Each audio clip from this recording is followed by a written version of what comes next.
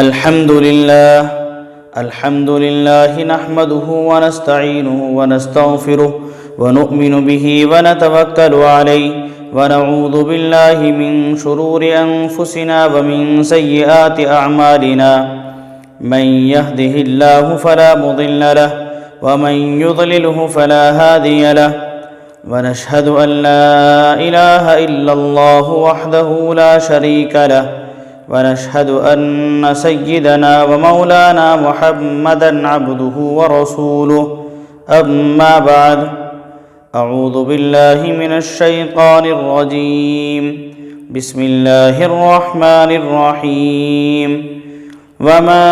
أفاء الله على رسوله منهم فما أوجفتم عليه من خيل ولا ركاب ولكن الله يسلط رسله على من يشاء والله على كل شيء قدير ما أفاء الله على رسوله من أهل القرى فلله وللرسول ولذي القربى واليتامى والمساكين وابن السبيل كي لا يكون دولة بين الأغنياء منكم وما آتاكم الرسول فخذوه وما نهاكم عنه فانتهوا واتقوا الله إن الله شديد العقاب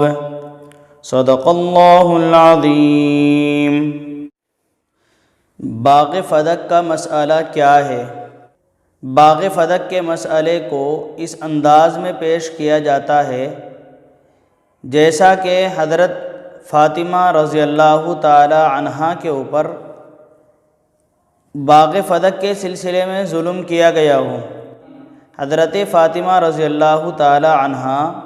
اور رسول اللہ صلی اللہ علیہ وسلم کے ورثاء کا حق غصب کر لیا ہو، تو کیا رسول اللہ صلی اللہ علیہ وسلم کی میراث میں حضرت فاطمہ رضی اللہ تعالی عنہا کا حق تھا؟ اور اگر حضرت فاطمہ رضی اللہ تعالی عنہا کا حق تھا تو ان کا حق نہ دینا حضرت ابو بکر صدیق رضی اللہ تعالی عنہ کے لیے درست تھا، اور کیا یہ ظلم نہیں تھا؟ سب سے پہلے تو آپ یہ بات سمجھ لیں کہ باغ فدق کون سے باغ کو کہتے ہیں اور یہ باغ کہاں تھا۔ واضح رہے کہ مدینہ منورہ سے تبوک کو جاتے ہوئے 180 کلومیٹر چل کر ایک شہر ہے جس کا نام خیبر ہے، اور اس جگہ خیبر نام کے 2 شہر بستے ہیں، ایک کو خیبر جدید کہتے ہیں اور ایک کو خیبر قدیم کہتے ہیں۔ خیبر جدید وہ ہے جو نیا شہر بسایا ہوا ہے، اور خیبر قدیم وہ ہے جہاں پر شیر خدا علی المرتضیٰ رضی اللہ تعالی عنہ نے مرحب کی آنکھوں میں آنکھیں ڈال کر کہا تھا،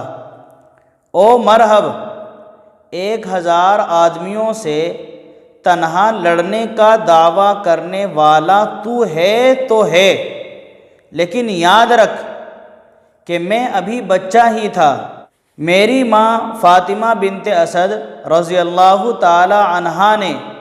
اپنی گود میں مجھے دودھ پلاتے ہوئے کہا تھا کہ اے علی، تو علی بعد میں ہوگا، حیدر پہلے ہے۔ ماں نے مجھے حیدر بمعنی شیر اپنی گود میں کہا تھا۔ انا الذی سمتنی امی حیدرا کلیث غابات کریہ المنظرا۔ یاد رکھ میں حیدر ہوں، مرحب سوچ سمجھ کر مجھ پر وار کرنا، میں تیرے منظر کو بھیانک حالت میں بدل دوں گا۔ جس جگہ پر علی المرتضیٰ رضی اللہ تعالی عنہ نے یہ مرحب سے کہا تھا وہ جگہ خیبر قدیم ہے، اور یہ خیبر اسی موقع پر فتح ہوا تھا۔ اس کی فتح کے ساتھ کچھ اور زمینیں بھی تھیں جو بغیر جنگ کے فتح ہوئی تھی۔ بغیر جنگ کے جو چیز فتح ہوتی ہے اس کو مال فے کہتے ہیں۔ اسی مال فے میں یعنی بغیر جنگ کے فتح ہونے والوں میں ایک زمین کا نام فدق بھی تھا۔ اسی زمین کے بارے میں لوگ باتیں بناتے ہیں کہ خلیفہ اول صدیق اکبر رضی اللہ تعالی عنہ نے باغ فدق غصب کر لیا تھا اور اس کی وجہ سے حضرت ابو بکر رضی اللہ تعالی عنہ کو مطعون کرتے ہیں۔ باغ فدق کا مسئلہ کیا ہے اس پر مکمل تفصیلی گفتگو کرنے سے پہلے یہ دیکھ لینا چاہیے کہ رسالت مآب صلی اللہ علیہ وسلم کے پاس وفات کے وقت کوئی ذاتی جائیداد تھی یا نہیں؟ کوئی ایسی جائیداد تھی جس میں میراث جاری ہوتی ہے یا نہیں تھی؟ یہ بات سب کو معلوم ہے کہ نبوت کے منصب پر سرفراز ہونے کے بعد حضور اکرم صلی اللہ علیہ وسلم کا تمام وقت دعوت کے کاموں میں صرف ہوتا تھا اور کاروبار تجارت وغیرہ بند ہو چکا تھا۔ مکہ معظمہ میں جب تک آپ صلی اللہ علیہ وسلم کا قیام رہا اس اثاثے پر گزر بسر ہوتی رہی جو آپ صلی اللہ علیہ وسلم اور حضرت خدیجہ رضی اللہ تعالی عنہا کے پاس پہلے کا بچا ہوا موجود تھا۔ جب آپ صلی اللہ علیہ وسلم نے ہجرت فرمائی تو آپ صلی اللہ علیہ وسلم اس حال میں مدینے کی طرف تشریف لے گئے کہ آپ نے گویا اپنا دامن جھاڑ دیا تھا۔ مدینہ طیبہ پہنچ کر آپ صلی اللہ علیہ وسلم بالکل بے سر و سامان تھے۔ ابتدائی زمانہ انتہائی عسرت اور تنگ دستی کے ساتھ گزرا۔ پھر جب غزوات کا سلسلہ شروع ہوا تو اللہ تعالیٰ نے اموال غنیمت میں سے 5واں حصہ نکالنے کا حکم دیا اور رسول اللہ صلی اللہ علیہ وسلم کو اللہ تعالیٰ نے یہ حق عطا فرمایا کہ اس 5ویں حصے میں سے جس قدر مناسب سمجھیں اور ضرورت محسوس فرمائیں اپنی ذات پر اور اپنے قرابت داروں کی حاجت پر صرف کرنے کے لیے اس میں سے لے لیں اور باقی اللہ تعالیٰ کے کاموں میں یتیموں اور مسکینوں اور مسافروں پر خرچ فرما دیں۔ اللہ تبارک و تعالی ارشاد فرماتے ہیں وَاعْلَمُوا أَنَّمَا غَنِمْتُم مِّن شَيْءٍ فَأَنَّ لِلَّهِ خُمُسَهُ وَلِلرَّسُولِ وَلِذِي الْقُرْبَى وَالْيَتَامَى وَالْمَسَاكِينِ وَابْنِ السَّبِيلِ۔ یاد رکھو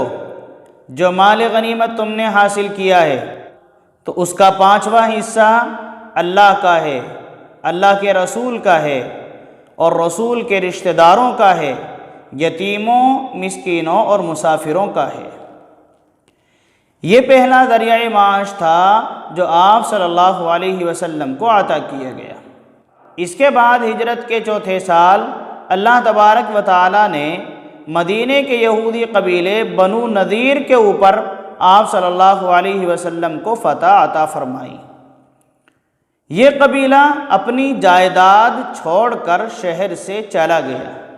اور اس وقت یہ آیت نازل ہوئی وَمَا أَفَاءَ اللَّهُ عَلَى رَسُولِهِ مِنْهُمْ فَمَا أَوْجَفْتُمْ عَلَيْهِ مِنْ خَيْلٍ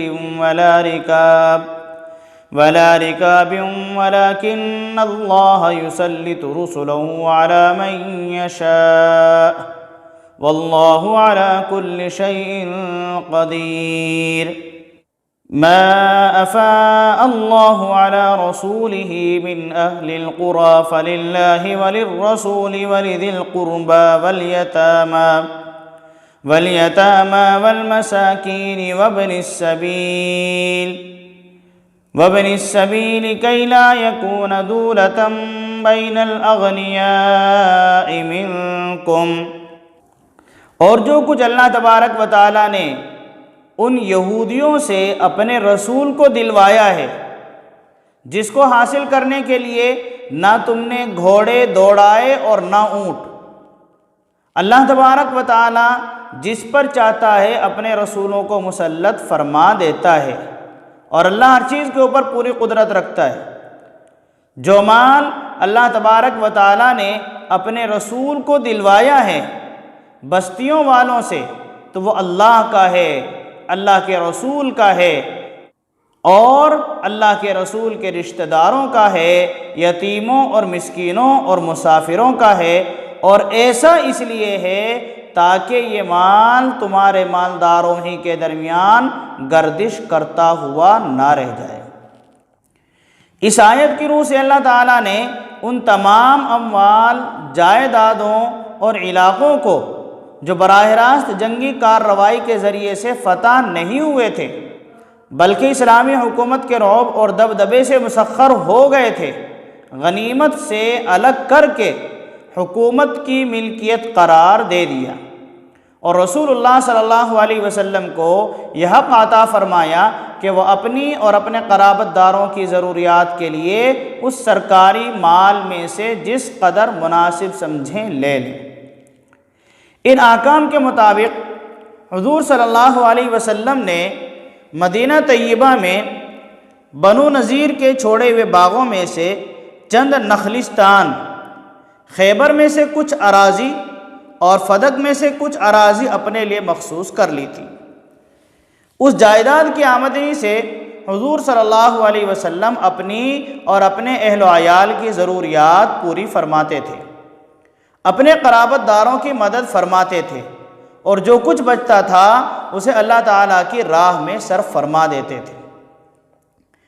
اگر آپ غور کریں گے تو یہ بات صاف سمجھ میں آئے گی کہ ان دونوں ذرائع سے، یعنی مال غنیمت سے جو جنگ کے ذریعے سے حاصل ہوا اور مال فے سے جو بغیر جنگ کے حاصل ہوا، جو کچھ حضور صلی اللہ علیہ وسلم کو عطا کیا گیا، اس کی نوعیت یہ نہیں تھی کہ آپ صلی اللہ علیہ وسلم نے اس کو اپنے ذاتی کاروبار سے کوئی جائیداد کے طور پر حاصل کیا ہو اور وہ آپ کے بعد بھی آپ کی ملک ہی رہے اور آپ صلی اللہ علیہ وسلم کے وارثوں میں تقسیم ہو، بلکہ اس کی نوعیت یہ تھی کہ آپ صلی اللہ علیہ وسلم اسلامی حکومت کے سربراہ کی حیثیت سے اپنا سارا وقت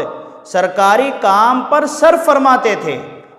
اور آپ صلی اللہ علیہ وسلم نے اپنا کوئی ذاتی ذریعہ معاش باقی نہیں رکھا تھا۔ اس لیے آپ صلی اللہ علیہ وسلم کو اللہ کی طرف سے یہ اجازت ملی تھی کہ حکومت کی املاک میں سے اتنی جائیداد اپنے تصرف میں رکھ سکتے ہیں جس سے آپ صلی اللہ علیہ وسلم کی ضروریات پوری ہو سکیں۔ ظاہر ہے کہ اللہ کے رسول صلی اللہ علیہ وسلم نے نبوت کا یہ کار عظیم اپنے لیے جائیدادیں اور جاگیریں بنانے کے لیے نہیں کیا تھا، یہ خالص اللہ کے لیے ایک خدمت تھی جو آپ صلی اللہ علیہ وسلم انجام دے رہے تھے، اور اس کا اجر اللہ ہی کے ذمے تھا۔ ریاست کے مال میں آپ صلی اللہ علیہ وسلم کا حصہ بس اتنا تھا کہ آپ صلی اللہ علیہ وسلم اپنے اہل و عیال کے لیے اور حاجت مند قرابت داروں کے حقوق کے لیے کچھ اس میں سے لے لیں، اور یہ حصہ آپ صلی اللہ علیہ وسلم کی حیات طیبہ تک ہی باقی رہ سکتا تھا۔ آپ صلی اللہ علیہ وسلم کی وفات کے بعد اس کو ذاتی املاک کی طرح وارثوں میں تقسیم کرنے کی کوئی جواز کی وجہ سمجھ میں نہیں آتی، اور اس بات کو حضور اکرم صلی اللہ علیہ وسلم نے خود اپنی زندگی میں صاف کر دیا تھا۔ بخاری اور مسلم میں واضح روایت موجود ہے، رسول اللہ صلی اللہ علیہ وسلم نے فرمایا لا تقتسم ورثتی دینارا ولا درہم، میرے ورثہ دینار اور درہم آپس میں تقسیم نہ کریں۔ ما ترکت بعد نفقت نسائی ومؤونت عاملی فہو صدقۃ، جو کچھ میں نے چھوڑا ہے میری ازواج اور میرے عاملوں کا حق الخدمت ادا کرنے کے بعد وہ سب صدقہ ہے۔ اسی طرح بخاری اور مسلم کی دوسری روایت میں یوں ہے، لا نورث ما ترکناہ فہو صدقۃ،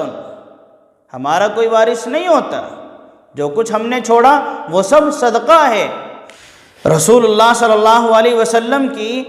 اس مال کے متعلق یہ ہدایات مخفی نہیں تھی، بلکہ تمام جلیل القدر صحابہ کرام رضوان اللہ تعالی علیہ مجمعین ان کو جانتے تھے۔ حضرت ابوبکر صدیق رضی اللہ تعالی عنہ اور حضرت عمر رضی اللہ تعالی عنہ ہی تنہا ان کے راوی نہیں ہیں، حضرت علی، حضرت عباس، حضرت عبد الرحمن بن عوف، حضرت سعد بن ابی وقاص، حضرت طلحہ، حضرت زبیر، حضرت عثمان، حضرت ابو ہریرہ اور تمام ازواج مطہرات کی یہ شہادت نہایت مستند روایات سے مروی ہیں کہ حضور صلی اللہ علیہ وسلم نے اپنے ترکے کی یہی نوعیت بیان فرمائی تھی۔ آپ صلی اللہ علیہ وسلم کا ترکہ تقسیم نہیں ہوتا۔ اس مبارک فرمان کے ہوتے ہوئے کون شخص یہ تصور کر سکتا ہے کہ رسول اللہ صلی اللہ علیہ وسلم کے خلفاء آپ صلی اللہ علیہ وسلم کی چھوڑی ہوئی جائیداد کے معاملے میں آپ صلی اللہ علیہ وسلم کے فیصلے کے خلاف کوئی دوسرا فیصلہ کر سکتے؟ اور اب دیکھیے آپ کہ حضور اکرم صلی اللہ علیہ وسلم کی وفات کے بعد یہ میراث کا مطالبہ کس طرح اٹھا، اور آپ صلی اللہ علیہ وسلم کے خلفاء نے اس پر اپنے اپنے زمانوں میں کیا کارروائی کی ہے۔ شرعی قاعدے کے مطابق رسول اللہ صلی اللہ علیہ وسلم کی میراث کا مطالبہ کرنے کے حقدار 3 فریق ہو سکتے تھے۔ نمبر 1، رسول اللہ صلی اللہ علیہ وسلم کی لخت جگر خاتون جنت سیدہ فاطمہ رضی اللہ تعالی عنہا، رسول اللہ صلی اللہ علیہ وسلم کی بیٹی ہونے کی حیثیت سے۔ نمبر 2، رسول اللہ صلی اللہ علیہ وسلم کے چچا حضرت عباس رضی اللہ تعالی عنہ، آپ صلی اللہ علیہ وسلم کے چچا ہونے کی حیثیت سے۔ نمبر 3، آپ صلی اللہ علیہ وسلم کی جملہ ازواج مطہرات، آپ صلی اللہ علیہ وسلم کی بیویاں ہونے کی حیثیت سے۔ ان میں سے پہلے 2 فریقوں یعنی حضرت فاطمہ رضی اللہ تعالی عنہا اور حضرت عباس رضی اللہ تعالی عنہ نے حضرت ابوبکر صدیق رضی اللہ تعالی عنہ کے خلیفہ مقرر ہونے کے بعد خیبر، فدق اور مدینہ طیبہ کی اس جائیداد کے متعلق جو حضور صلی اللہ علیہ وسلم کی حیات میں آپ کے تصرف میں تھی اپنا دعویٰ پیش کیا۔ بعض روایات میں ہیں کہ حضرت فاطمہ رضی اللہ تعالی عنہا نے استدلال کے طور پر یہ بھی فرمایا کہ جب تمہاری وفات کے بعد تمہارا ترکہ تمہارے اہل و عیال ہی میں تقسیم ہونا ہے تو آخر کیا وجہ ہے کہ میرے باپ یعنی نبی کریم صلی اللہ علیہ وسلم کے وفات کے بعد ان کے ترکے میں سے مجھے کوئی میراث کا حصہ نہ ملے؟ اس کے جواب میں حضرت ابوبکر صدیق رضی اللہ تعالیٰ نے کیا فرمایا؟ اس کے جواب میں حضرت ابوبکر صدیق رضی اللہ تعالیٰ عنہ نے یہ فرمایا تھا کہ رسول اللہ صلی اللہ علیہ وسلم نے فرمایا ہے لا نورث ما ترکناہ صدقۃ وقال لست تارکا شیئا کان رسول اللہ صلی اللہ علیہ وسلم یعمل به الا عملت به۔ رسول اللہ صلی اللہ علیہ وسلم نے فرمایا ہماری وراثت جاری نہیں ہوتی، جو کچھ ہم نے چھوڑا ہے وہ صدقہ ہے، اور اس کے بعد یہ فرمایا کہ میں کوئی ایسا کام ترک نہیں کروں گا، کوئی ایسا کام نہیں چھوڑوں گا جس کو رسول اللہ صلی اللہ علیہ وسلم نے کیا ہو۔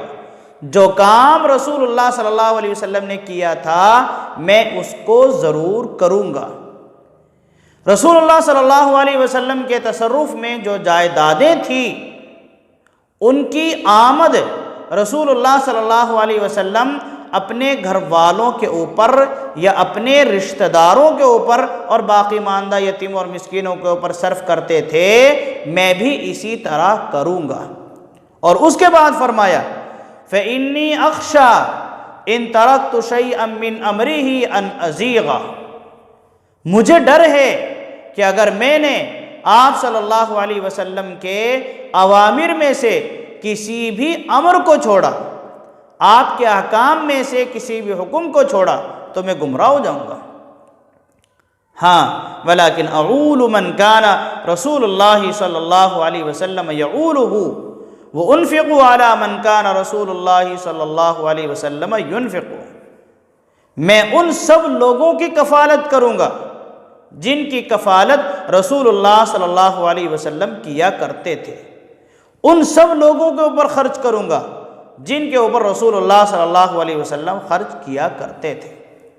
اور اس کے بعد فرمایا واللہ لقرابت رسول اللہ صلی اللہ علیہ وسلم احب الی ان اصل من قرابتی، اللہ کی قسم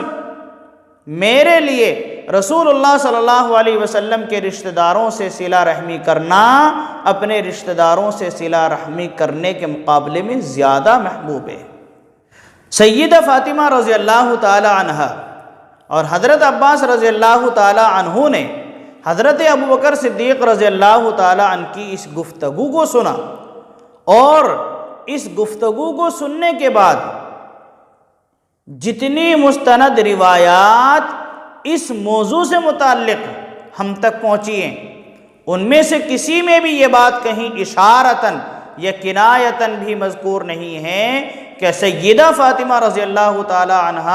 اور حضرت عباس رضی اللہ تعالی عنہ نے حضرت ابوبکر صدیق رضی اللہ تعالی عنہ کی یہ بات سن کر جواب میں یہ فرمایا ہوں کہ آپ نبی کریم صلی اللہ علیہ وسلم کی طرف ایک غلط بات منسوب کر رہے ہیں۔ کیوں؟ اس لیے کہ انہیں یاد آ گیا تھا اور انہیں یہ بات سمجھ میں آ گئی تھی کہ رسول اللہ صلی اللہ علیہ وسلم نے واقعتاً اسی طرح فرمایا ہے کہ ہماری وراثت تقسیم نہیں ہوتی، ما ترکناہ فہو صدقۃ، جو کچھ ہم چھوڑ کر جائیں وہ سب صدقہ ہوتا ہے۔ اگر حضرت فاطمہ رضی اللہ تعالی عنہ اور حضرت عباس رضی اللہ تعالی عنہ کی سمجھ میں حضرت ابوبکر صدیق رضی اللہ تعالی عنہ کی یہ بات نہ آتی تو وہ کہتے کہ آپ نبی کریم صلی اللہ علیہ وسلم کی طرف ایک غلط بات منسوب کر رہے ہیں، مگر انہوں نے ایسا نہیں کہا۔ تو ظاہر بات ہے کہ اس بات کی نسبت جو حضرت ابوبکر صدیق رضی اللہ تعالی عنہ نے فرمائی تھی رسول اللہ صلی اللہ علیہ وسلم کی طرف بالکل صحیح تھی، اور جب اس بات کی نسبت رسول اللہ صلی اللہ علیہ وسلم کی طرف بالکل صحیح تھی تو پھر خلیفہ رسول کے لیے واجب العمل قانون وہ ہوگا جو رسول اللہ صلی اللہ علیہ وسلم کا ہے یا اس کے خلاف کچھ اور ہوگا؟ ظاہر ہے کہ خلیفہ رسول کے لیے واجب العمل قانون اس کے سوا اور کوئی نہیں ہو سکتا تھا جو رسول اللہ صلی اللہ علیہ وسلم سے ثابت تھا۔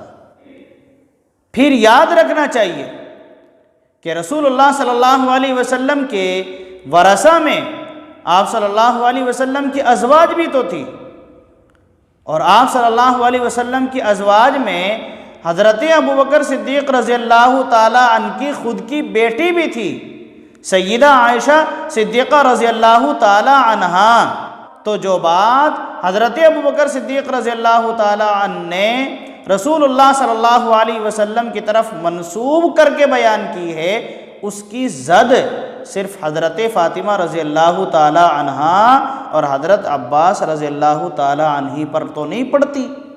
بلکہ اس کی زد تو رسول اللہ صلی اللہ علیہ وسلم کی ازواج مطہرات پر بھی پڑتی ہے۔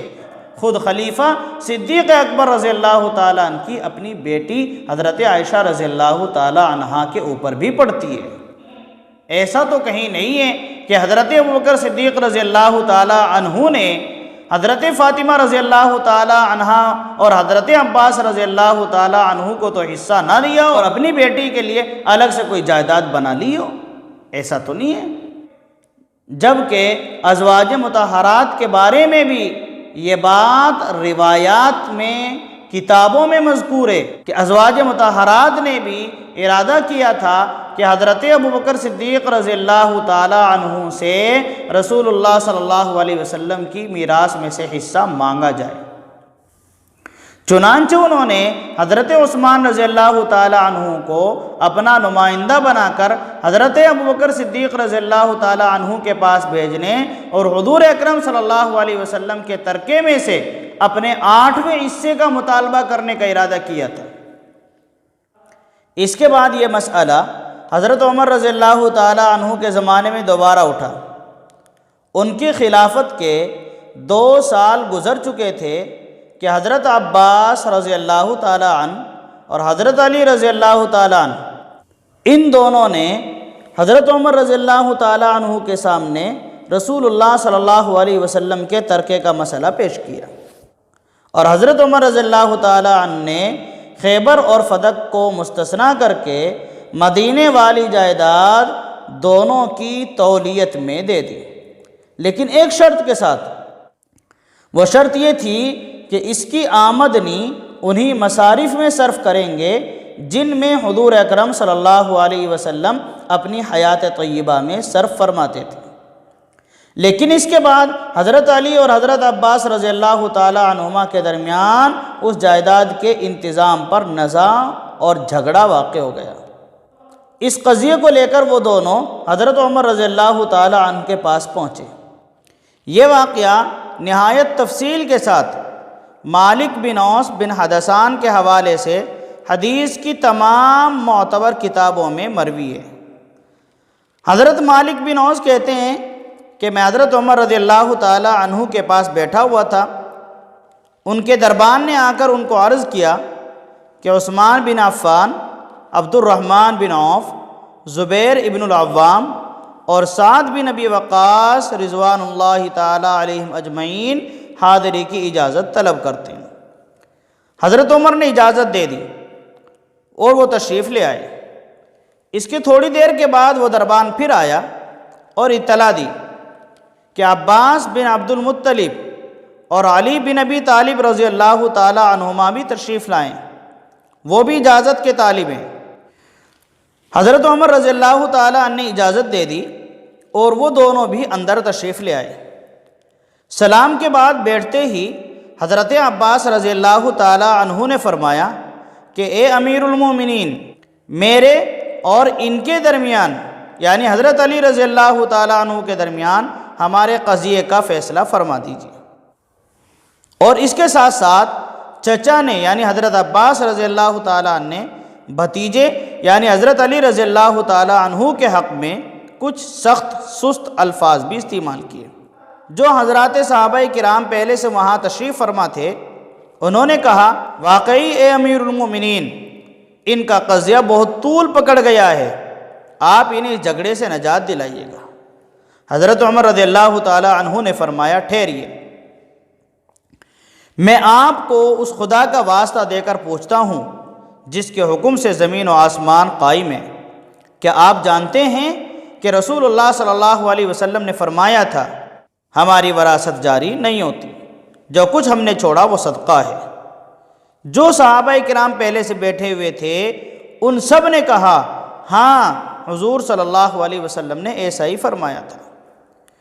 پھر حضرت عمر رضی اللہ تعالی عنہ نے حضرت علی اور حضرت عباس رضی اللہ تعالی عنہما کو اسی طرح اللہ کا واسطہ دے کر پوچھا کیا آپ دونوں بھی جانتے ہیں کہ حضور صلی اللہ علیہ وسلم نے ایسا اور ایسا فرمایا تھا؟ دونوں نے جواب دیا جی ہاں، واقعی حضور صلی اللہ علیہ وسلم نے ایسا فرمایا تھا۔ حضرت عمر رضی اللہ تعالی عنہ نے فرمایا اچھا میں اب آپ لوگوں کو اس معاملے کی حقیقت بتاتا ہوں۔ اللہ تعالیٰ نے مال فے کے معاملے میں اپنے رسول صلی اللہ علیہ وسلم کو وہ مخصوص اختیارات عطا فرمائے تھے جو کسی دوسرے کو عطا نہیں فرمائے تھے۔ پھر سورہ حشر کی یہ آیت وَمَا أَفَاءَ اللَّهُ عَلَىٰ رَسُولِهِ آخر تک حضرت عمر رضی اللہ تعالی عنہ نے تلاوت کر کے فرمایا، اس آیت کی روح سے یہ اموال فے خالصتاً رسول اللہ صلی اللہ علیہ وسلم کے لیے تھے،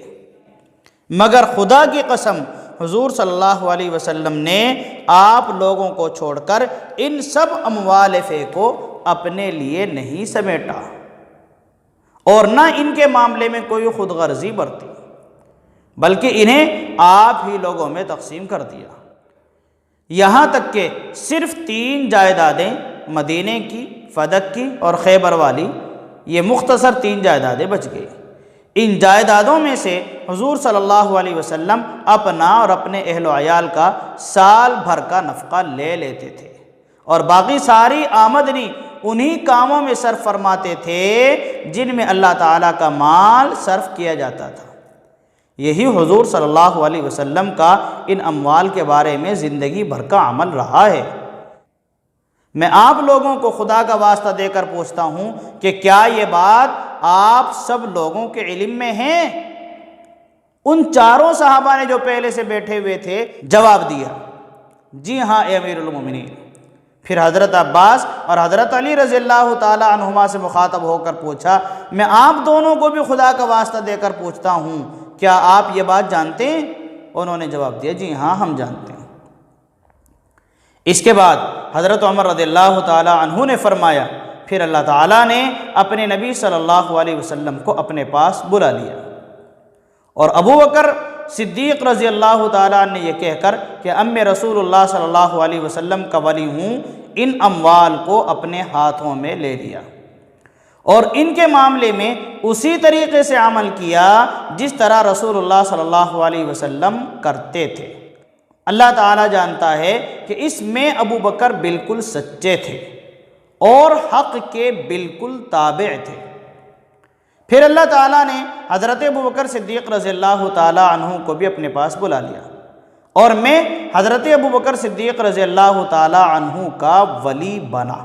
میں نے اپنی عمارت کے پہلے 2 سال تک ان اموال کو اپنے ہاتھ میں لے کر اسی طرح عمل کیا جس طرح رسول اللہ صلی اللہ علیہ وسلم اور ابو بکر رضی اللہ تعالیٰ عنہ کرتے تھے۔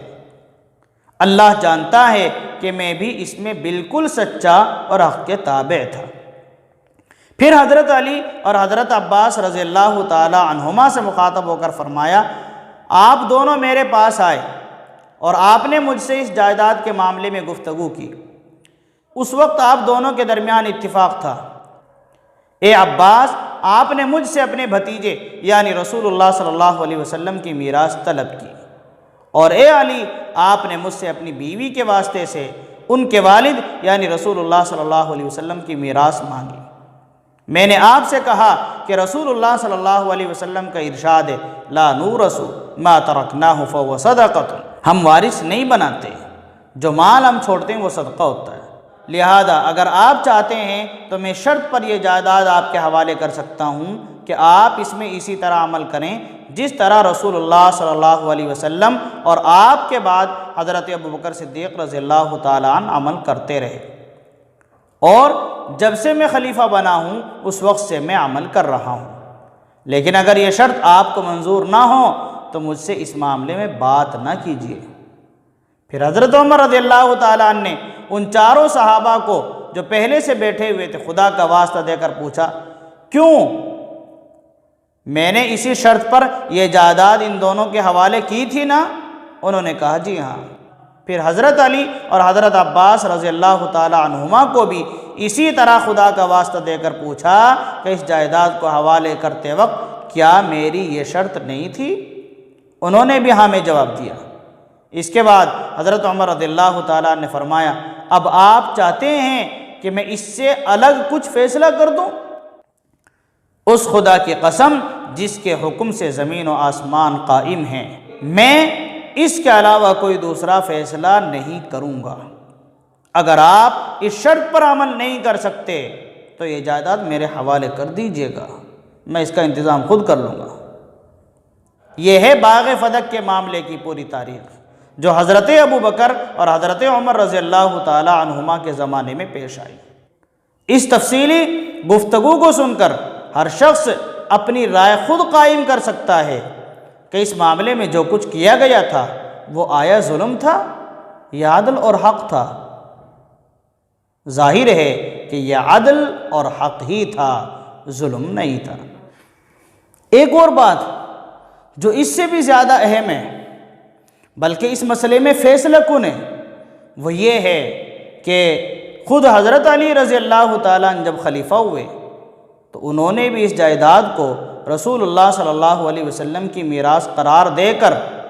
آپ صلی اللہ علیہ وسلم کے وارثوں میں تقسیم نہیں کیا، بلکہ اس جائیداد کو بدستور وقف فی سبیل اللہ ہی رہنے دیا۔ سوال یہ ہے کہ اگر یہ واقعی میراث ہی تھی تو حضرت علی رضی اللہ تعالی عنہ کے لیے اپنے زمانہ اقتدار میں وارثوں کو اس سے محروم رکھنا کیسے جائز ہو گیا؟ اگر اس جائیداد کے سلسلے میں وارثوں کو محروم کرنا ظلم ہے، جیسا کہ کچھ لوگ حضرت ابو بکر اور حضرت عمر رضی اللہ تعالی عنہما کے اوپر الزام لگاتے ہیں، تو پھر تو اتنا تو انصاف کرنا ہی چاہیے کہ جس نے اس ظلم کا ارتکاب کیا ہے ان سب کو ظالم کہا جائے۔ ایک ہی فعل کے اوپر کسی کے حق میں ایک فیصلہ اور کسی دوسرے کے حق میں دوسرا فیصلہ کرنا انصاف پسند آدمی کا کام نہیں ہو سکتا۔ اللہ تبارک و تعالی ہم سب کو صحیح سمجھ عطا فرمائے۔ نہ ظلم حضرت ابوبکر صدیق رضی اللہ تعالی عنہ نے کیا ہے، نہ حضرت عمر رضی اللہ تعالی عنہ نے کیا ہے، اور نہ حضرت عثمان غنی رضی اللہ تعالی عنہ نے کیا ہے، اور نہ ہی حضرت علی رضی اللہ تعالی عنہ